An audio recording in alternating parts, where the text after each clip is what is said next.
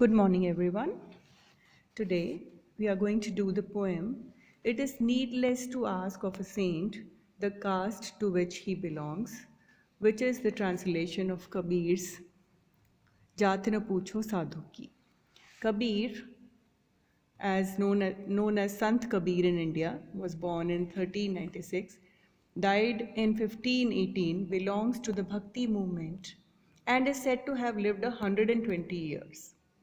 And though many poets had followers across religious divisions, Kabir's own birth and upbringing, as far as the legends associated with his birth testify, also happened across religions. Said to be born of a Brahmin woman, he was brought up by a Muslim family. A weaver by profession, his hymns or bhajans, have been widely popular for centuries. They are also included in the Guru Granth Sahib, the religious book of the Sikhs. The present hymn or devotional song is a translation by Rabindranath Tagore of the well-known Jaat na Poocho Sadhu ki. Its central meaning is that worship has nothing to do with caste. People from all walks of life are seekers of God and have obtained the knowledge of truth through their devotion.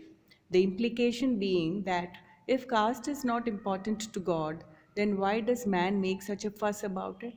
Kabir is a mystic poet and he wrote in couplets, that is dohas, 2 lines, compressing his meanings in just those 2 lines. Let me read the poem before explaining it. It is needless to ask of a saint the caste to which he belongs.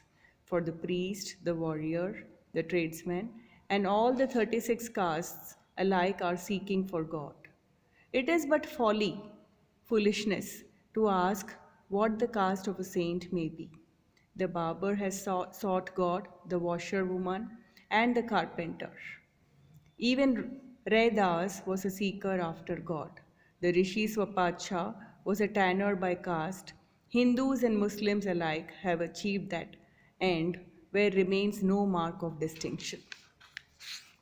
36 castes is a proverbial way of saying that there is no end to sects and castes. There are multiple exclusionary groups that exclude other groups on the basis of some religious or some social practices. Caste system. Raidas is a reference to Ravidas, the saint poet, Sant Kavi Ravidas, who was a cobbler.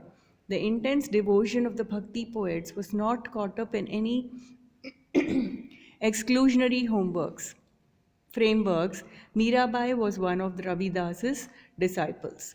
Rishi Swapacha is a reference to lower caste. Swapacha literally means low caste. He is mentioned in the Mahabharata. Rishi means a man who has attained the highest wisdom, thus, someone who has crossed the limits of his birth to attain the greatest wisdom. So, Apacha is identified as a wise man, a sage, and another saint poet who was a tanner who works on leather before making shoes, who cleans leather.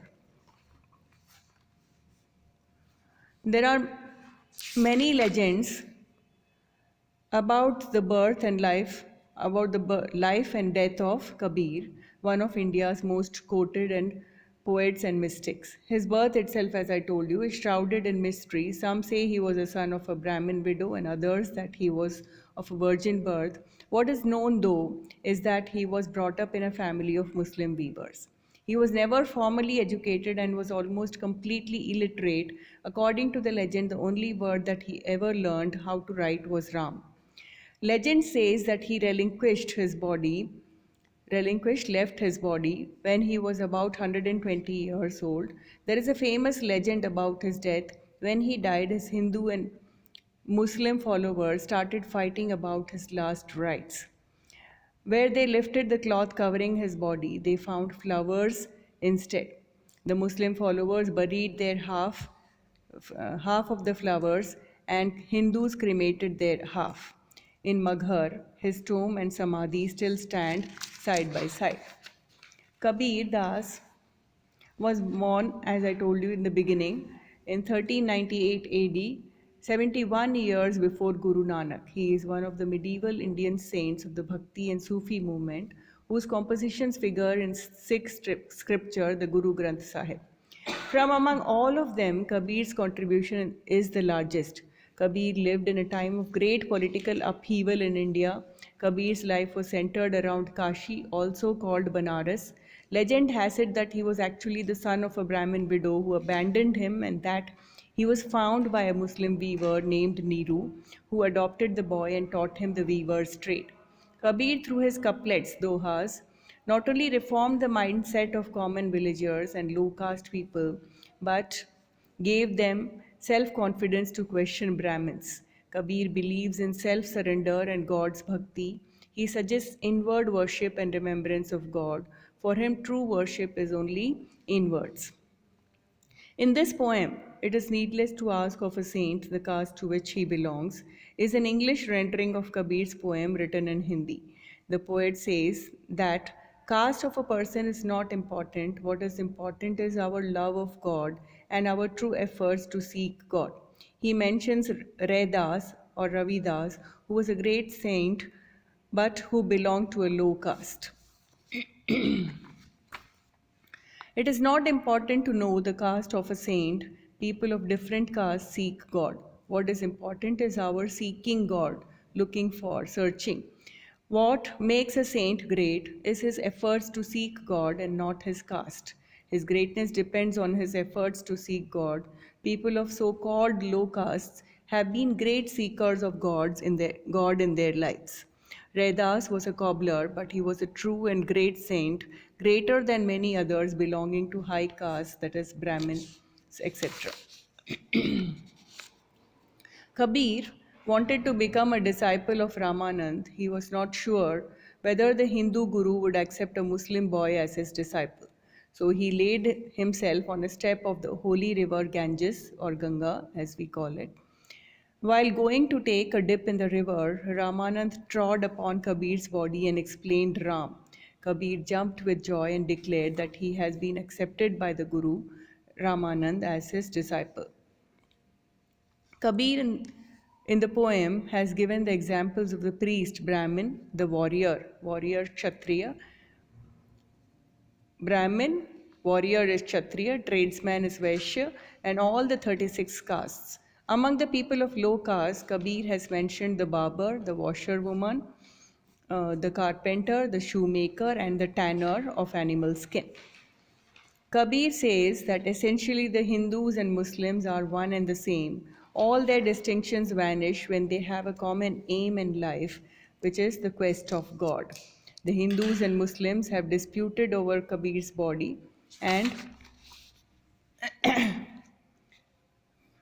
and he was loved equally by Hindus and Muslims.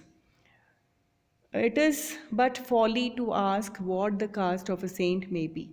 In this line, Kabir says that it is quite useless to ask a saint to which caste he belongs because he is a seeker after God. He has risen above distinctions of caste, creed, and religion. It is not only needless but foolish. Folly means foolish to ask the caste of a saint. In India, caste system is very old. It was legendary that the lawgiver Manu, who wrote Manu Smriti or Manav Dharma Shastra, this work is the most authoritative book of the Hindu law code. It dates from the 1st century BC. It prescribes the duty, dharma of each Hindu, stating the obligations attached to his or her social class and stage of life. He deals with marriage, hospitality, dietary restrictions, the conduct of women, and law of kings. Manu, the lawgiver, is supposed to be the initiator of the caste system in India. Since 1st century BC, Hindu society is riddled with old caste system. Caste in India means a group of people having a specific social rank defined generally by descent, marriage, and occupation. In the times of Kabir, the caste system was the divisive force in India.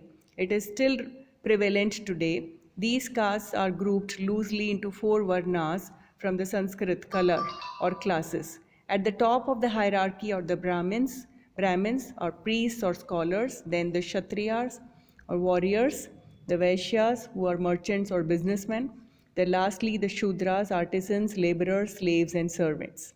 Kabir, being modern in thought and outlook, was against the caste system. He asserted that it was not only useless but foolish to ask a saint to which caste he belongs.